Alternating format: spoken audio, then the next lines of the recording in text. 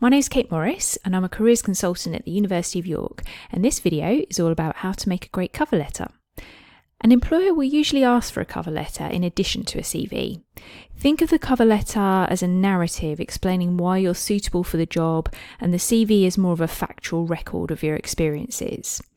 If you're making a speculative application, so you're not actually responding to a job advert, you'll also need a cover letter or a cover email. This will probably be a little shorter as you don't have a job spec to refer to, but you still need to cover the key points I'm going to mention.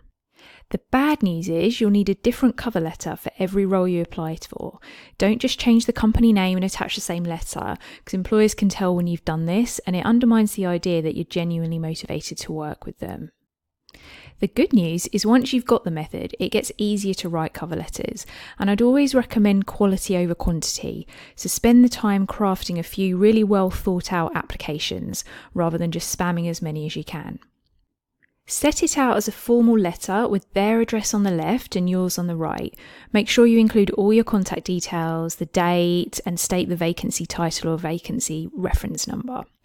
The first paragraph is the introduction, so you're explaining who you are and why you're writing to them. Detail why you're interested in this particular job and this particular employer. This is your chance to demonstrate that you've researched the company and actually understand what they do, and it indicates that you're genuinely motivated to work with them. So you can see here they've given a nice overview of what aspects of the organisation appeals to them personally. The second and possibly third paragraph explains why you are suited to this job, so highlight your strengths, skills and experiences relevant to the job. Refer to sections of your CV, but don't repeat verbatim. Link your points back to the role you're applying for so it's clear why and how your experiences are relevant. The final paragraph acts as a conclusion, so you're drawing all the different elements together and ending on a positive note. If relevant, mention your availability for interview. Sign off yours sincerely or yours faithfully, depending on who you've addressed the letter to. A good way to remember it is you can't be sincere to someone you don't know. So here they've addressed it to the company rather than a specific person, so it's yours faithfully rather than sincerely.